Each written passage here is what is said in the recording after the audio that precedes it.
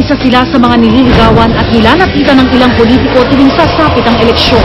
Ang daming party list ngayon. Hanapin nyo na lang yung buhay.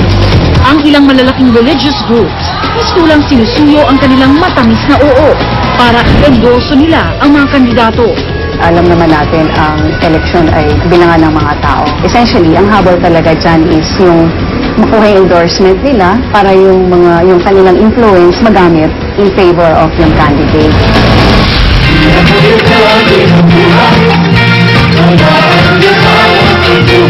Isa sa mga grupong nilalapitan ng ilang kandidato ang El Shaddai ni Brother Mike Velarde.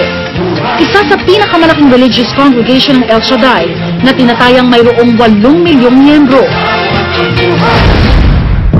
Para kay Brother Mike Velarde, wala siyang nakikitang masama kung sumuporta sila sa ilang kandidato tuwing eleksyon.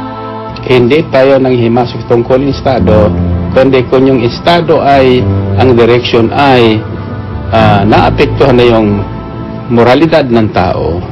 Now, it's now the responsibility of religious leaders to get into it. Kung nooy nilalapitan lamang para hingan sila ng tulong o suporta, sumabak na din maging sa mundo ng politika ang ilan sa kanila. Ang anak ni Brother Mike Velarde, kasalukuyang nakaupong representative ng Buhay Party List. We as individuals has the right, inherent right, and duty under the Constitution to participate.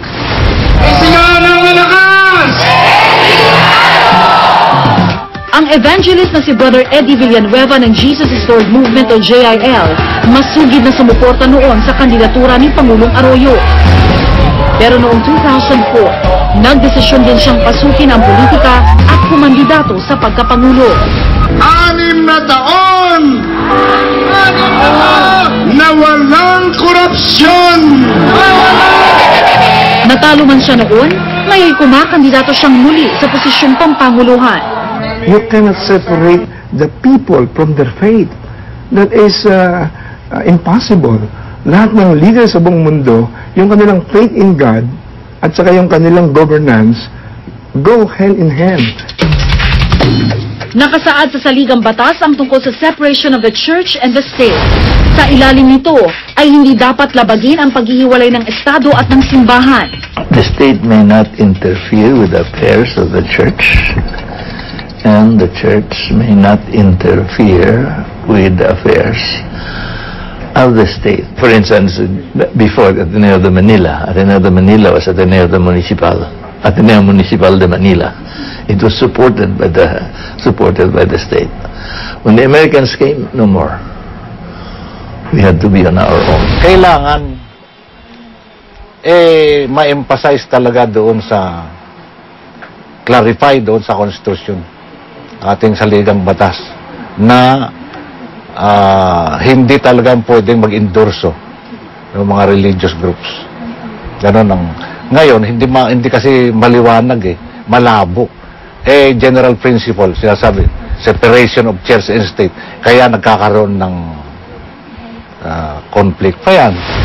Sa mga pangyayaring tila pagsasanib puwersa ng relihiyon at politika, may mga naglalabas ng pag-aalinlangan kung naipatutupad pa ba ang probisyong ito ng konstitusyon. Pero diin ni Brother Eddie, hindi naman panghihimasok ng simbahan sa Estado ang kanyang ginagawang pagtakbo at hindi raw niya pinipilit ang mga miyembro ng kanyang simbahan na siya ang iboto. Naka-on-leave din daw siya bilang spiritual leader ng JIL. We believe na once you're enlightened believers, you will make a decision pursuant to what is right. Bago niya iboto ang Pangulo, pangalawang Pangulo, Senador, Mayor, Governor, hanapin niyo muna ang Para naman kay Brother Mike Velarde, minsan hindi raw maiiwasang magsama ang Estado at simbahan. The separation of church and state is administration yan The leaders of the church administers the moral and faith components of the person. Kasi sabi ko nga, we are not only physical. And the state is responsible for the physical existence. Tila mas umiingay ang usapin ng separation of the church and the state ng kamakailan.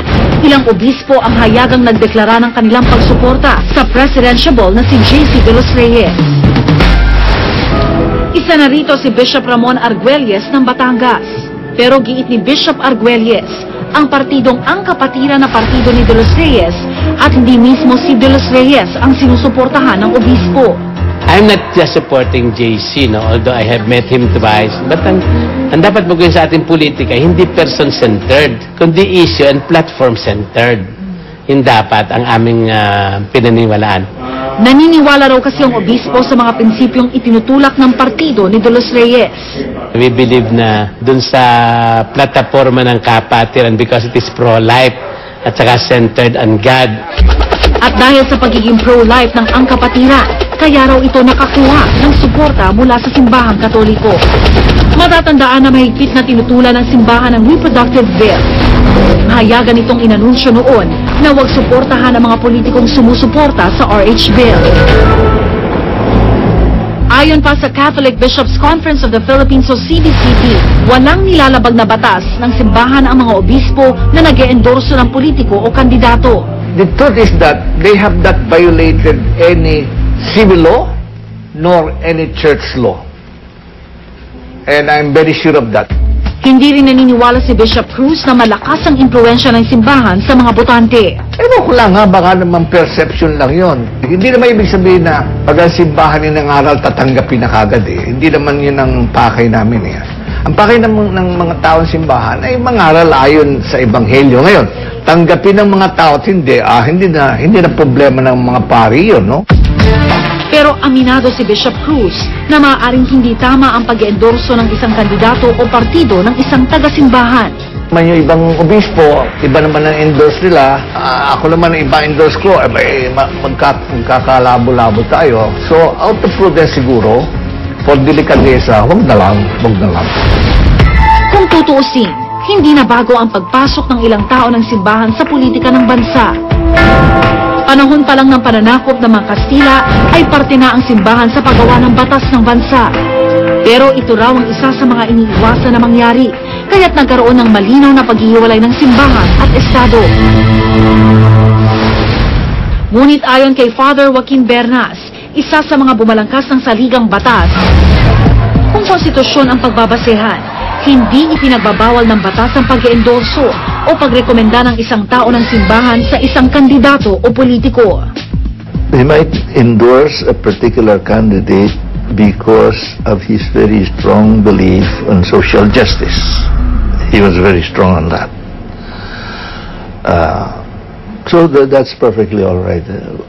He is doing that as part of his mission of promoting social justice. Iba naman ang pananaw ni University of the Philippines College of Law Dean Raul Pangalangan. Tama sila kung titingnan mo lang yung letter of the law. Pero kung babasahin mo yung spirit of the law, napakalinaw naman na ang bawal lang hindi sa Estado na makialam sa simbahan, pero pati din sa simbahan na makialam sa Estado. It's a two-way street, it's not a one-way street. Para naman sa Social Justice Society, isang organisasyong nagtutulak ng paghihiwalay ng simbahan at Estado, ang pangihimasok ng simbahan sa mga gawain ng Estado ay maaaring makaapekto sa mga desisyon ng Kongreso, lalo na't kung mga batas ang pag-uusapan. Yung mga religious groups na yan, meron mga interest din yan. In exchange for the favors of their help, yung mga batas na gusto nilang may pasa, yun ang may papasa ng Congress. Tungkulin ng simbahan na gabayan ang kanyang mga nasasakupan sa usaping moral. Tungkulin din ng Estado na unahin ang kapakanan ng bayan at isulong ang anumang tingin nito ay makabubuti. Pero sa huli, sa darating na eleksyon, ang isang maayos na pagpapasya na walang impluwensya ng kahit sino man ang dapat isaalang-alang. Dahil ito ang saysay ng eleksyon at ang dahilan ng pagkasagrado ng isang balota. Ako po si Rhea Santos at ito ang nakatala sa aking Reporter's Notebook.